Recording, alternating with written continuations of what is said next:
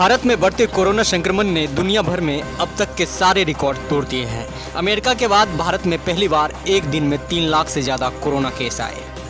तो वहीं पश्चिम बंगाल में कोरोना ने भारी तबाही मचाई है। पिछले 24 घंटों के दौरान 11,948 नए कोरोना संक्रमित मिले हैं। कल भी 10,000 के पार आंकड़ा हुआ था। आज 56 लोगों की मृत्यु भी हुई है। इसके साथ ही मृतकों की कुल संख्या 10,776 भी हो गई है।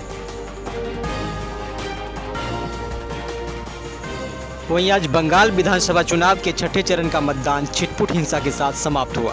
विभिन्न राजनीतिक दलों के 306 उम्मीदवारों की किस्मत ईवीएम में कैद हो गई। गुरुवार को उत्तर 24 परगना की 17, नदिया की 9, पूर्वी बर्धमान की 8 और उत्तर दिनाजपुर की सभी 9 सीटों पर वोटिंग सुबह 7 बजे शुरू हुई थी, जो शाम 6:30 बजे समाप्त हो गई।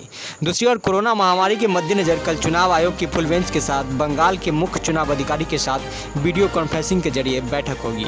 बंगाल में फिलहाल 2 चरण के मतदान बाकी है। आयोग मतदान को लेकर अहम फैसले ले सकता है।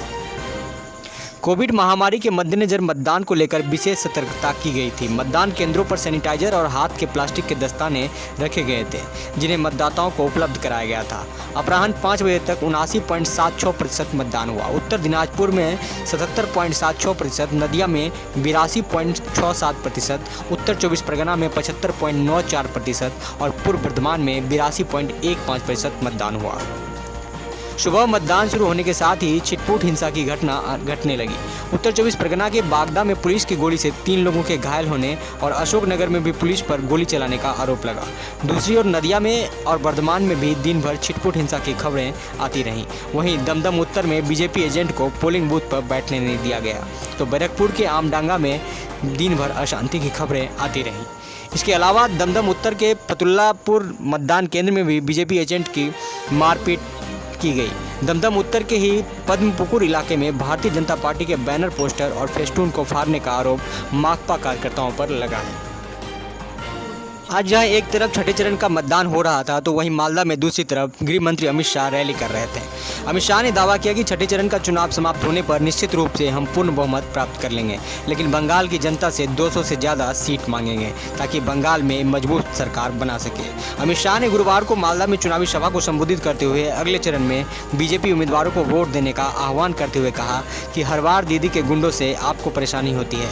दीदी के गुंडे इस बार आपका बाल भी बांका न कर पाएंगे। आप भारी मतदान करें, मोदी जी पर भरोसा करें।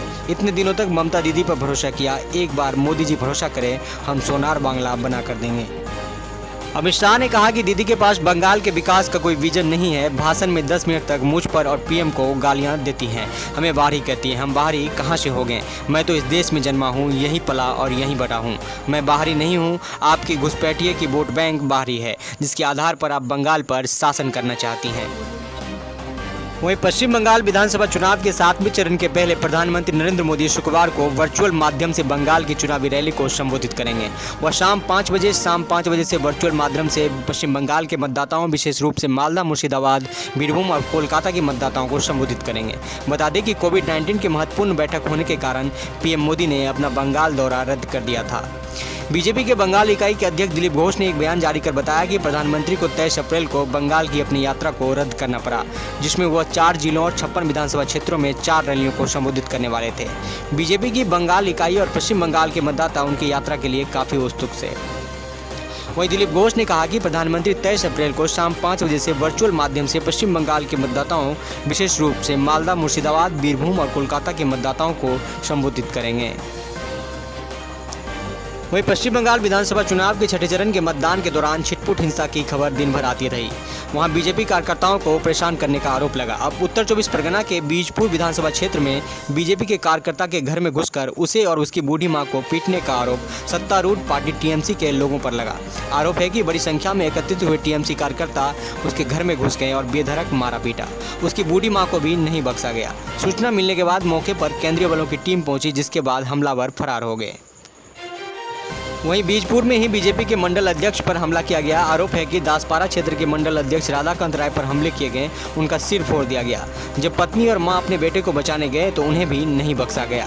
बदमाशों ने राधाकांत के भाई की भी पिटाई की है। बीजेपी के निर्वाचन क्षेत्र के अध्यक्ष के भाई ने वोट डालने के लिए घर में घुसने के बाद उन्हें और उनकी बुजुर्ग मां को बुरी तरह पीटा गया है। उन्हें चाकू मारने का आरोप लगा है। इसी तरह पूर्व बर्धमान के ग्राम में भी बीजेपी कार्यकर्ताओं को मारने पीटने का आरोप टीएमसी के लोगों पर लगा। आरोप है कि सूचना मिलने के बाद मौके पर पहुंची पुलिस की टीम को भी टीएमसी समर्थकों ने घेर लिया और उन पर ईंट पत्थर बरसाए गए। बाद में केंद्रीय बलों की क्विक रिस्पांस टीम मौके पर पहुंची और हंगामा कर रहे लोगों को खदेड़ा, जिसके बाद पुलिसकर्मियों को सुरक्षित वापस लाया जा सका। वहीं पश्चिम बंगाल की सीएम ममता बनर्जी ने घोषणा की है कि बंगाल सरकार 5 मई से राज्य के सभी लोगों को निःशुल्क वैक्सीन देगी।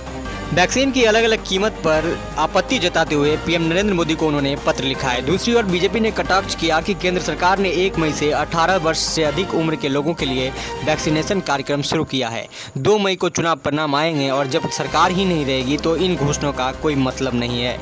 ममता बनर्जी ने पीएम नरेंद्र मोदी को पत्र लिखकर कहा कि केंद्र सरकार की ओर से घोषित वैक्सीन नीति पूरी तरह से जनविरोधी है तथा यह बाजार को समर्थन कर रहा है, आम लोगों का नहीं। उन्होंने कहा कि अलग अलग कीमत ठीक नहीं है, राज्य को इस पर ध्यान देना चाहिए। बता दें कि राज्य सरकार 5 मई से राज्य सरकार वैक्सीनेशन कार्यक्रम शुरू करेगी। इस बाबत 100 करोड़ रुपए का फंड बनाया गया है और केंद्र सरकार से 1 करोड़ वैक्सीन की मांग की गई है। बंगाल विधानसभा चुनाव में जय श्री राम के उद्घोष को लेकर राजनीतिक घमासान मचता रहा है। गुरुवार को छठे चरण के मतदान के दौरान पूर्वी बर्धमान जिले में जय श्री राम कहने पर चुनाव अधिकारियों को चुनाव आयोग के गुस्से का सामना करना पड़ा। चुनाव आयोग ने शिकायत के बाद उस अधिकारी को चुनावी ड्यूटी से हटा दिया। बता दें कि पश्चिम बंगाल में गुरुवार को छठे चरण के तहत 43 सीटों पर मतदान संपन्न हुआ है। घटना पूर्वी बर्धमान जिले के पूर्वस्थली 1 नंबर दोल गोविंदपुर जीएसपी प्राइमरी स्कूल के 35 नंबर बूथ की है। गुरुवार की सुबह मॉक पोल के दौरान तीसरे मतदान अधिकारी सौम्यजीत भट्टाचार्य ने जय श्री राम कहा। इसको लेकर टीएमसी ने आपत्ति जताई और इसकी शिकायत आयोग से की। शिकायत मिलने के बाद चुनाव आयोग ने उस तीसरे मतदान अधिकारी को हटा दिया।